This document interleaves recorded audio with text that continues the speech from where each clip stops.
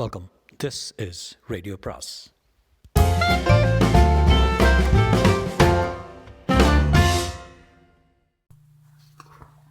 அனைவருக்கும் அன்பு வணக்கம். இன்று மற்றொரு சிறுகதையின் பெயர் காலமானவர் பை சுஜாதா. படித்த மாதிரி எனக்கு ஞாபகம் இல்லை. So I'm going to try reading this. படிக்கலான்னு நினைக்கிறேன். காலமானவர் சுஜாதா. உலகத்திலும் சந்திரனிலும் செவ்வாய் கிரகத்திலும் ஏறக்குறைய ஒரே சமயத்தில் பிரசுரமாகும் ககனதூதன் என்கிற செய்தி பத்திரிகையின் ஆசிரியர் ஆத்மாவை பார்த்தால் அவ்வளவு பெரிய ஸ்தாபனத்தின் தலைவர் இவரா என்று ஆச்சரியம் ஏற்படும். உயரம் சராசரிக்கு குறைவான 6 அடி 2 அங்குலம், கண்களில் மெலிதான நீலம், தலையில் சாஸ்திரத்துக்கு கொஞ்சம் மயிர், பேசும்பொழுது கழுத்தில் கோலி குண்டு ஓடும். நல்ல கணீர் என்ற குரல் தான். ஆனால் அந்த குரலின் கணீரை தெரிந்து கொள்ள அதிக நேரம் காத்திருக்க வேண்டும். அதிகம் பேச மாட்டார். ககனதூதன் என்கிற மகத்தான ஸ்தாபனம் ஆரம்ப காலங்களில் ஒரே ஒரு வாடகை மினி கம்ப்யூட்டருடன் காந்தி கட்டிடத்தின் ஒரு சிறு அறையில் தொடங்கிய போதே சேர்ந்த ஆத்மா இடைப்பட்ட 30 வருடங்களில் தூதன் ராட்சசத்தனமாக விரிந்து பல உலக அமைப்பாக உயர்ந்தபோது அதன் தலைமை ஆசிரியராக உயர்ந்திருக்கிறார். தூதன் ஒரு வித்தியாசமான செய்தி பத்திரிகை. சரியாக சொன்னால் அது பத்திரிகையே இல்லை. வீட்டுக்கு வீடு என்று கோடிக்கணக்கான வீடுகளில் அமைக்கப்பட்ட சாதனங்கள் வீட்டுக்குள்ளேயே சுட சுட பட்டனின் தட்டலில் பத்திரிகை அடித்து கொடுத்துவிடும். படித்துவிட்டு மற்றொரு பட்டனை மிதித்தால் காகிதம் அழிந்து போய் அடுத்த பதிப்புக்கு தயாராகி உள்ளே போய்விடும். குப்பை இல்லை, கூளம் இல்லை. காகிதம் எலக்ட்ரோ காகிதம் சேதமடைய வேண்டியதில்லை. மேலும் எல்லாருக்கும் எல்லா செய்தியும் தேவையில்லை. எனவே தலைப்புகளை மட்டும் முதலில் காட்டும். அதை மேய்ந்துவிட்டு தேவைப்பட்ட செய்தியை மட்டும் விவரமாக படித்து கொள்ளலாம். உங்களுக்கு விளையாட்டில் தனிப்பட்ட ஆர்வமா? விளையாட்டு பிரதியை மட்டும் வரவழைத்துக் கொள்ளலாம். பூமிக்கும் செவ்வாய் கிரகத்துக்கும் நடக்கும் கால்பந்து ஆட்டத்தை பற்றி கிராஸ்மன் போன்ற நிபுணர்களின் கட்டுரையுடன் அடித்து கொடுக்கும். நாம் சொல்ல வந்தது கால்பந்தை பற்றி அல்ல, ஆத்மாவின் அந்த வினோத தினத்தை பற்றி. வினோத தினம்தான். தூங்கி எழுந்ததும் ஆத்மாவுக்கு முதல் காரியமாக ககனதூதனின் அதிகாலை பதிப்பை ஒரு தடவை பார்த்துவிட வேண்டும்.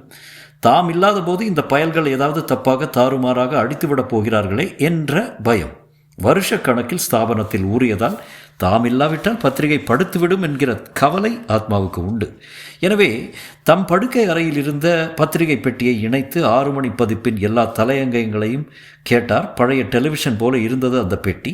அருகே 3 அடிக்கு 4 அடியாக சதுரப்பரப்பில் குட்டி குட்டியான விளக்குகள் ஆயத்தமாக பளிச்சிட்டன. உள்ளுக்குள்ளே ஒரு விறு கேட்டது. உடனே அதன் கீழ்ப்பகுதியிலிருந்து மடிந்து தொடர்ந்து அச்சடித்த காகிதமாக விழ அதை படுக்கையிலிருந்தே எடுத்து தலைப்புகளை ஆராய்ந்தார். என்றும் போல ஒரு தினம். சந்திரநகரில் புதிய இருப்பு பாதைகள், செவ்வாயில் புதிய ஜலதாரைகள், குறைந்த விலையில் அணுசக்தி கைகடிகாரங்கள், 300 வருஷ உத்தரவாதம், சுக்ரனில் முதல் மனித அமைப்புக்கு தலைவர் விஜயம் செய்வார், ரேம்சிஸ் என்று பெயரிடுவார். தலைப்புகளை மேம்போக்காக பார்த்துவிட்டு அழிக்க இருந்த ஆத்மா நின்றுவிட்டார். காரணம், பிரபல பத்திரிகாசிரியர் மரணம் என்ற தலைப்பு. ஆத்மா திடுக்கிட்டார். யாரு? நம் போட்டிக்காரன் விண்வெளி பறவையின் ஆசிரியர் ஆனந்தனா? ஆத்மாவுக்கு கொஞ்சம் சந்தோஷமாக, அதே சமயம் குற்ற உணர்ச்சியும் இருந்தது. தலைப்பு மட்டும்தான் இருந்ததால் உடனே அந்த தலைப்பின் எண்ணை அழைத்து மேல் விவரம் கேட்டார். பிரபல பத்திரிகாசிரியர் மரணம். மறுபடியும் தலைப்பு. அதிவேகமாக கருப்பு கட்டம் ஒன்றும் வரையப்பட்டது. எலக்ட்ரான் கதிரின் வருடலில் கொஞ்சம் கொஞ்சமாக இறந்தவரின் படம் உருவாகியது. அம்புக்குறி போட்டு இதுதான் இறந்தவரின் படம் என்று காட்டிவிட்டு, அந்த படம் ஆத்மாவின் படம். ஆத்மாவுக்கு முதலில் ஏற்பட்ட உணர்ச்சி அதிர்ச்சியா கோபமா என்று சொல்ல முடியவில்லை. எந்த முட்டாள் இயந்திரம் இந்த மாதிரி தப்பாக அடிக்கிறது என்று நினைப்பதற்குள்ளாகவே முழு செய்தியையும் அது ஜோடித்து விட்டது. துடிப்புடன் ஆத்மா அதை படித்தார். பிரபல பத்திரிகை ஆசிரியரும் எங்கள் ககனதூதனின் தலைமை ஆசிரியருமான ஆத்மா 68 நேற்று மாலை இறந்து போனார்.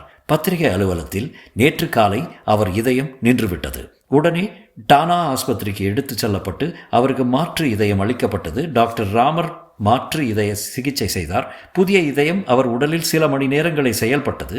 அதன் பின் நிராகரிக்கப்பட்டு நின்றுவிட்டது. ஆத்மா இறந்து போனார். டாக்டர் ராமரை பேட்டி கண்டபோது 10,000-ல் ஒரு தடவை இந்த மாற்று இதய சிகிச்சை தவறிவிடுகிறது என்றும் நவீன மருத்துவத்தின் அத்தனை சாகசங்களை செய்தும் ஆத்மாவை உயிர் திருப்ப முடியவில்லை என்றும் சொன்னார். ஆத்மா ககனதூதனில் ஆரம்ப காலத்திலிருந்து செயல் புரிந்திருக்கிறார். 2128ஆம் ஆண்டு மே மாதம் 3ஆம் தேதி பிறந்த ஆத்மா நோவாவுக்கு அடுத்த ஆத்மா பெட்டியை அணைத்தார். முதலில் இதை ஒரு ஹாஸ்யம் என்று கொள்ளலாமா என்று யோசித்தார். இல்லை, கம்ப்யூட்டர் அடிக்கும் செய்தி இது. ஹாஸ்யத்துக்கு செய்தியில் இடம் கிடையாது. முதலில் அலுவலகத்துடன் பேச வேண்டும். எந்த திருடன் செய்த வேலை இது என்று கண்டுபிடித்து சுவரில் பதித்திருந்த பிக்சர் போனில் அலுவலகத்தின் 16 எண்களையும் தொட்டார். வணக்கம், ககனதூதன் அலுவலகம் என்று அந்த பெண்மணி சிரித்தாள். நிஜ பெண் இல்லை, கம்ப்யூட்டர் கிராஃபிக். சிவாவை கூப்பிட உடனே. மன்னிக்கவும், சிவா அவர்களுடன் நீங்கள் பேச முடியாது. இன்னும் 3 மணி நேரம் அவரை தொந்தரவு செய்ய முடியாது. சிவா இங்கே மற்றவர்களுடன் அலுவலகத்தின் அவசர அறையில் கூடி பேசிக் கொண்டிருக்கிறார். எங்கள் தலைமை ஆசிரியர் இறந்து விட்டதால். பேசுவது உங்கள் தலைமை ஆசிரியரடி ராட்சசி. எங்கள் தலைமை ஆசிரியர் இறந்து விட்டார். மன்னிக்கவும், இப்போது யாருடனும் பேச முடியாது. எங்கள் மெஷின் முண்டமே. யாராவது மனிதர்கள் இருந்தால் கூப்பிடு. இப்பொழுது யாரையும் கூப்பிட முடியாது. தயவுசெய்து உங்கள் பாஷையை கட்டுப்படுத்திக் கொள்ளுங்கள். நாசமா போ என்று உதறி எழுந்தார். என்னைத்தான் குற்றம் சொல்ல வேண்டும். இந்த மாதிரி ஃபோன் வேலைகளுக்கு எல்லாம் மெஷின் அமைத்தேன் பார். என்ன சொல்வது? என்ன அநியாயம் இது? சிவா உடனே கூட்டம் கூட்டி விட்டானே. என் பதவிக்கு ஆசைப்பட்டு. சச்ச, நல்ல பையனாச்சு அவன். அவர்கள் நான் சொல்லி கொடுத்தபடி தான் செயல்படுகிறார்கள். நான் தானே அந்த விதியை அமைத்திருக்கிறேன். எனக்கு ஏதாவது நிகழ்ந்து விட்டால் பத்திரிகை நிற்கக்கூடாது. உடனே அவசர கூட்டம் போட்டு அவரவர் அலுவலர்களை புதிதாக பிரித்து எடுத்துக்கொண்டு செய்தி வந்ததும் அதை சரிபார்க்க மாட்டார்களா முட்டாள்கள்? எதற்கு சரிபார்க்க வேண்டும்? ககனதூதனின் சரித்திரத்திலேயே தப்பான செய்தி வந்ததில்லையே. இருந்தாலும் நான் உடனே அங்கே போக வேண்டும். என்னை பார்த்ததும் இனி நம்புவார்கள். ஆம், மத்திய கம்ப்யூட்டர் தப்பு செய்திருக்கிறது. இதுவரை செய்யாத தப்பு. உடனே செல்ல வேண்டும். செய்திக்கு மறுப்பு தயாரித்து ஃப்ளாஷ் அடிக்க வேண்டும். இல்லாவிட்டால் விபரீதமாகிவிடும். ஆத்மா தன் கட்டிடத்தை விட்டு வெளியே வந்தபோது எப்போதும் காத்திருக்கும் பத்திரிகை ஆஃபீஸின் வண்டி அங்கே இல்லை. அதுதான் இறந்து விட்டாரே என்று அனுப்பியிருக்க மாட்டார்கள். படுபாவைகளா, வந்து பார்க்க மாட்டீங்களா? முதல் காரியமாக கூடி பேசிவிட்டு தான் மேற்கொண்டு துக்கங்கள், துயரங்கள், கூட்டங்கள். மறுபடியும் தம் அறைக்கு வந்து வான டாக்ஸிக்கு ஃபோன் செய்தார். 1 நிமிஷத்தில் டாக்ஸி மேல் மாடிக்கு வந்து இறங்கியது. ககனதூதன் கட்டிடத்துக்கு போக சொன்னார். டாக்ஸிக்காரன் வளவள என்று பேசினார். ராக்கெட் பயிற்சிக்கு மனு போட்டிருக்கிறானாம். கிடைத்தால் இந்த தொழிலை விட்டு விடுவானாம். ககனதூதன் நான் சொன்னீங்க, ஆத்மா இறந்துட்டாராமே. பெரிய ஆசிரியர் அவர். அவருடைய கட்டுரைகள்லாம் விடாமல் மறுபிரதி கேட்டு வச்சிருக்கேன். ஆத்மாவுக்கு எரிச்சலாக வந்தது. அவர் சாகவில்லை, உயிரோடு தான் இருக்கிறார் என்றார். நீங்கள் பத்திரிகை படிக்கலையா? அதில் வந்தது போய்ப்பா. டாக்ஸிக்காரன் திரும்பி பார்த்து சிரித்தான். ககனதூதனில் போய் வராது சார். எந்த காலத்து ஆசாமி நீங்கள்? யாருமே நண்பனே, அது பொய். எனக்கு நன்றாக தெரியும். ஏனென்றால் நான் தான் அந்த ஆத்மா. டாக்ஸிக்காரன் முகம் மாறி திரும்பிக் கொண்டு, நீங்கள் போக வேண்டியது ஆஸ்பத்திரிக்கே என்றான். அவனை அடித்து விடலாம். அடித்தால் விபத்தாகிவிடும். ஆத்மா தம்மை கட்டுப்படுத்தி கொண்டார். ககனதூதனின் மேல் மாடியில் அவரை விட்டுவிட்டு அவசரமாக பணம் வாங்கி கொண்டு எவ்வி பறந்தான் டாக்ஸி. 280 மாடி கட்டடத்தில் மொட்டை மாடி. கீழே இறங்கும் லிஃப்ட் வாசல் மட்டும் மொட்டென்று நின்று கொண்டிருந்தது. வாசல் அடைந்திருந்தது. எப்போதும் அடைந்திருக்கும். பிரத்யேக அடையாளச் சீட்டை அதன் திறப்பில் பொருத்தினால் அதன் காந்த ரேகைகளை படித்து அடையாளம் கண்டுகொண்டு அது கதவு திறந்து கொள்ளும். ஆத்மா தன் அடையாளச் சீட்டை செருகினார். 1 செகண்டு, 20 செகண்டு, 1 நிமிஷம். கதவு திறக்கவில்லை. கதவை தட்டினால் முட்டாள்தனம். ஒருவரும் கேட்க முடியாது. எனக்கு உரிய அடையாள ரேகை உடனே அழிக்கப்பட்டு விட்டது. நான் உள்ளே போக முடியாது. கத்தினார். திருட்டு பயல்களா! ஆத்மாவுக்கு வியர்த்தது. கையால் குத்தி கொண்டு மேலும் கீழும் மொட்டை மாடியில் உலாத்தினார். ச்சே, எல்லாம் நான் அமைத்த விதிகள் தான். ககனதூதனில் பணிபுரியவர்கள் எவர் இருந்தாலும் உடனே அவர்கள் அடையாள பிரதி கம்ப்யூட்டர் ஞாபகத்திலிருந்து நீக்கப்பட்டு விட வேண்டும். ஏறக்குறைய மேகம் தொட்ட கட்டிடத்தின் உச்சியில் தன்னந்தனியாக அதன் ஆசிரியர் நின்றார். தலை சுற்றியதை எட்டி பார்க்க பயமாக இருந்தது. விற்றென்று காற்று அடித்தது. மேலே ஏதாவது டாக்ஸி போகிறதா என்று பார்த்தார். எல்லாரும் மேகத்துக்கு மேலே தான் பறப்பார்கள். அடையாள சீட்டை பார்த்தார். ஆத்மாவுக்கு திடீர் ஞாபகம் வந்தது. நல்ல வேளை, அவசரகால பிரவேசம். லிஃப்டின் கதவில் வாசலில் இருக்கும் வட்டங்களில் குறிப்பிட்ட எண்ணெயை அமைத்தால் திறக்கலாம். அந்த எண்ணெய் தம் அடையாளச் சீட்டிலேயே எழுதி வைத்திருந்தார். எப்போதோ தோன்றிய போது 626261 கதவு திறந்து கொண்டது. லிஃப்ட் சுவாசித்தது. 100வது மாடியில் தான் கூட்டம் நடக்கும் அறை இருக்கிறது. 100வது மாடிக்கு இறங்கி வந்தார். நிதானமாக நடந்தார். அறையில் இருந்த அந்த பெண் திகைத்து போனாள். என தெரிகிறதா? ஆத்மா? கதவு தர. உள்ளே 40 அடி நீட்டலான மேஜையின் தலைவனாக சிவா உட்கார்ந்திருந்தான். ஆத்மாவின் நாற்காலியில் சிவா. சுற்றிலும் பத்திரிகையின் அத்தனை பேரும் உட்கார்ந்திருந்தார்கள். மொத்தம் 36 மனிதர்கள். டே சிவா! எல்லாரும் நிமிர்ந்தார்கள். சிவாவின் கண்கள் முதலில் அடையாளம் தேடின, கண்டு கொண்டன. ஆத்மா நீங்களா? உடனே 36 பேர்களும் எழுந்து நின்றார்கள். அவர்கள் முகம் வெளிரி போய்விட்டது. நான் தான். என்னடா பத்திரிகை நடத்துறீங்க? இதுக்குள்ளே எனக்கு சமாதி கட்டி அடுத்த காரியங்களுக்கு. ஆத்மா, நீங்கள் உயிருடன் இருக்கிறீங்களா? ஆத்மா அவன் கன்னத்தில் பளிர் என்று அறைந்து, உயிர் இருக்கிறதா என்றார். பின் அந்த செய்தி? நீங்கள் பத்திரிகை நடத்துகிற அழகு, அது பொய் செய்தி. இது எப்படி சாத்தியம் ஆத்மா? என்னை பாரு பரதேசி பயல, என்ன பாரு. நான் உயிருடன் இல்லையா? எப்படி சாத்தியம்? மன்னிக்கவும் ஆத்மா, நீங்கள் குறிப்பிட்டபடி நாங்கள் செயல்பட்டோம்.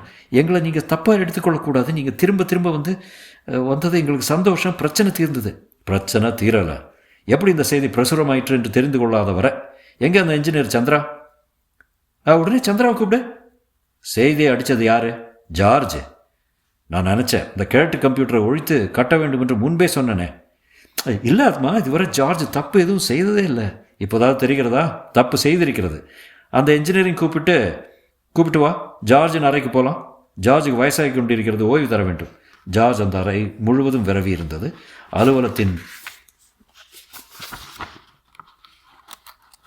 அலுவலகத்தின் மத்திய கம்ப்யூட்டர் அது. அசுர வேகத்தில் வரும் அத்தனை செய்திகளையும் வாங்கி கொண்டு பாகுபடுத்தி திருத்தி அமைத்து ஒவ்வொரு சந்தாக்காரரும் கேட்ட சமயம் அனுப்பும் இதய கம்ப்யூட்டர் ஜார்ஜ். அதனுள் எலக்ட்ரான் வட்டங்கள், கண்ணுக்கு தெரியாத அதிநுட்பமான எலக்ட்ரானிக்ஸ், கோடானு கோடி ஞாபக செல்கள். ஜார்ஜுடன் விவரமாக பேசலாம். விசேஷ அமைப்பின் மூலம் மனித குரலே உரையாடலாம். இடம் வலமாக பரவியிருந்த ஜார்ஜின் பேனல்களின் மத்தியில் நாற்காலி போட்டு உட்கார்ந்து கொண்டு, ஜார்ஜ் எப்படி இருக்கிற? நலம்தான் என்றது ஜார்ஜின் கீழ்ஸ்தாய் குரல். நலம் இல்லை. நீ இன்று அனுப்பிய செய்தி ஒன்றில் மகத்தான தவறு செய்து விட்டாய். நான் அனுப்பிய செய்தி எதிலும் தவறு கிடையாது. போய் சொல்கிறாய் கிழமை. உன்னை கையங்களமாக பிடிச்சிருக்கோம். எந்த செய்தின்னு சொல்லட்டுமா? தேவையில்லை. நான் அனுப்பிய எல்லா செய்திகளும் உண்மையாக நடந்ததே. தவறு இருந்தால் வெளி நிருபர்களிடமிருந்து வந்த செய்திகளாக இருக்கலாம். திமிராக பேசுகிறது பாரு. சரி, இன்று நான், அதாவது ஆத்மா இறந்து போனதாக செய்தி அனுப்பியிருக்கிறாயே. பிரபல பத்திரிகை ஆசிரியர் மரணம் என்று ஞாபகம் இருக்கிறதா? இருக்கிறது. இந்த செய்தி எங்கிருந்து கிடைச்சது உனக்கு? இந்த செய்தி தப்பாதில்லை? அந்த செய்தி உண்மையானது, நடந்தது. என்னது? நான் உன் முன்னாலேயே நிற்கிறேன். உன் சென்சர்களை துடைத்து கொண்டு பார். குருட்டு முண்டமே, பார்த்தாயா? பார்த்தேன். என்ன தெரிகிறது? வியக்தி ஆத்மா போல் இருக்கிறார். நான் அனுப்பிய செய்தி நிஜம். யார் இங்கே இந்த கேட்டு கம்ப்யூட்டரை உடடா? இருங்க ஆத்மா என்றான் சிவா. ஜார்ஜ், இதை பாரு, தெளிவான சிந்தனை செய். இது எப்படி சாத்தியம்? எப்படி நிச்சயமாக சொல்கிற செய்தி நிஜம்னு? ஆத்மா இறந்ததை நான் பார்த்தேன். ஆத்மாவும் சிவாவும் ஒருவர் பார்த்து கொண்டனர். பாயப்பிறான்றது. கூப்பிடு சந்திராவை. எங்கே தொலைஞ்ச அந்த இன்ஜினியரு? உடனே இன்ஜினியர் சந்திராவை தேடிக்கொண்டு இருவர் ஓடினார்கள். சந்திரா தம் அறையில் ஸ்டீரியோ விஷனில் ஒரு பெண்ணை உண்டாக்கி அவளை வாடி என்று கூப்பிட்டு கொண்டிருந்தான். உடனே வா சந்திரா, விஷயம் அவசரம். என்ன, ஆத்மாவுக்கு பின்ன அடுத்த ராஜா யாருன்னு தீர்மானிச்சிட்டாங்களா? எனக்கு பதவி உயருண்டா என்றார். ஆத்மா தான் கூப்பிடுறாரு. என்னதே, ஏதாவது சாப்பிட்ருக்கிறியா? செய்தி தப்பு, உடனே வா. வாரி சுருட்டி கொண்டு போயிடாத என்று அந்த பெண்ணிடம் சொல்லிவிட்டு சந்திரா கிளம்பினான். நமஸ்காரம் அண்ணா. நீங்கள் உயிரோடு இருப்பது எனக்கு எவ்வளோ ஆறுதல் தெரியுமா? எப்படி அந்த தப்பு நிகழ்ந்தது? வாயா, முதல்ல அந்த கிழத்தை கவனி. எந்த கிழம்? அதான் ஜார்ஜ் தப்பு செய்திருக்கிறது. ஆமாம், நம்ப முடியலையே. நான் யார்? சத்தியமாக ஆத்மா தான். ஜார்ஜை கவனி. சந்திரா மெதுவாக ஜார்ஜை அணுகினான். ஏண்டா ஜார்ஜ் கண்ணா, என்ன வந்து உனக்கு? ஏன் உளறியிருக்க? இந்த மாதிரிலாம் செய்ய மாட்டியே. நான் அனுப்பிய செய்தி நடந்தது என்றது ஜார்ஜ். இரு பார்த்துடலாம். என்ன தப்பு? எங்கேயாவது வலிக்குதா? எங்கேயாவது 3/4 ரூபா கண்டென்சர் வெடித்திருக்கிறதா? என்னிடம் ஒரு தப்பும் இல்லை. பார்த்துடலாம். அப்படி தான் சொல்லுவேன். உனக்கு வர கொஞ்சம் திமிர் அதிகமாகிட்டுருக்கு. அன்று என்ன சதுரங்கத்தில் ஜெயிச்ச உனக்கு யார் அந்த ப்ரோக்ராம் சொல்லி கொடுத்தாங்க? நானே உண்டு பண்ணிக்கொண்டேன். இந்த செய்தியை நீ தான் உண்டு பண்ணி கொண்டாயா? இல்லை, நான் பார்த்தேன். நீ பார்த்தியா? ஆம், நிகழ்ந்தது. நான் பார்த்தேன். செய்தியை மறுபடி காட்டு பார்க்கலாம். எதிரே இருந்த மானிட்டரில் செய்தி மறுபடியும் உருவாகியது. பிரபல பத்திரிகாசிரியர் மரணம். ஆத்மாவின் படம். நோவா, ஜூன் 21. பிரபல பத்திரிகாசிரியரும் எங்கள் ககனதூதனின் தலைமை ஆசிரியருமான ஆத்மா 68 நேற்று இறந்து போனார். நிறுத்தே என்றான் சந்திரா. செய்தி நின்றது. ஆத்மா கண்டுபிடிச்சிட்டேன், ஆரம்பமே தப்பு. தேதி என்ன போட்டிருக்குது கவனிச்சிங்களா? ஜூன் 21ன்னு. இன்றைக்கி என்ன தேதி? ஜூன் 20. ஜார்ஜ், இன்று என்ன தேதி? ஜூன் 20. ஜூன் 21ன்னு எப்படி போடலாம் நீ?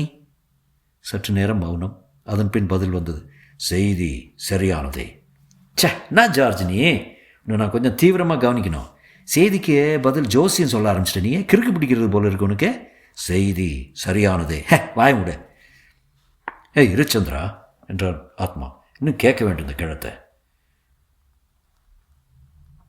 ஜார்ஜ், நீ பார்த்தேங்கிறிய, என்னதான் பார்த்த? ஆத்மா இறந்ததை. விவரமாக சொல்லு என்றார். ஆத்மா ககனதூதன் அலுவலகத்தின் மேல் மாடியின் டாக்ஸியில் வந்து இறங்கியதை பார்த்தேன். அவசர எண்களை உபயோகப்படுத்தி லிஃப்ட் மூலம் இறங்குவதை பார்த்தேன்.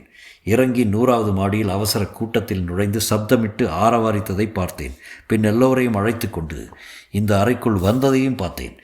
என்னை கேள்விகள் கேட்டு இன்ஜினியர் சந்திராவை கூப்பிட்டு என்மேல் தவறு இருப்பதாக பிடிவாதமாக சண்டையிட்டு என்மேல் அதிக கோபமடைந்து அந்த கனமான நாற்காலியை தூக்கி என்மேல் வேகமாக எரியும் போது இதயவலி வந்து இதயம் நின்று போய் அப்படியே மயங்கி விழுவதை பார்த்தேன்.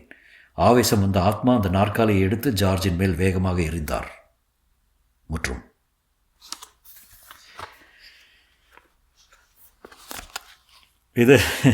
இது classic Sujatha science fiction story. I loved it. 1976 எழுதியிருக்காரு. அவர் சொன்ன சில விஷயம்லாம் I'm just looking back at the ஸ்டோரியில். இந்த நியூஸ் பேப்பர் விஷயம், பேசிக்லி இன்ட்ரெஸ்டட் நியூஸ் மட்டும் பார்க்குறது. It's today's technology. இப்போ நமக்கு whatever news we want, we can actually choose what we want see. அதெல்லாம் அவர் 76 எழுதியிருக்காரு. It's pretty nice to see that. Of course கொஞ்சம் கம்ப்யூட்டர் டாக்கெல்லாம் இப்போது ஏஐ மாதிரி தான் வச்சுக்கோங்களேன். கொஞ்சம் ரியலி நல்ல தாட் ப்ராசஸ் தலைவருக்கு. Really nice story. எண்டிங் ஒரு மாதிரி கொஸ்டின் மார்க்கில் விட்டார். ஸோ ப்ரிட்டி மச் ஆத்மா இறந்த மாதிரி தான். But anyway it's a really nice story. ரொம்ப நாளுக்கு அப்புறம் ஒரு நல்ல சயின்ஸ் ஃபிக்ஷன் ஸ்டோரி படித்தேன். ஹோப்ஃபுல்லி உங்களுக்கு பிடிச்சிருக்குன்னு நினைக்கிறேன். அப்ரோப்ரியேட்லி கால்டு காலமானவர். பர்ஃபெக்ட். ஆல்ரைட், மீண்டும் சந்திக்க வரை வணக்கம் கூறி விடைபெறுகிறேன். நன்றி.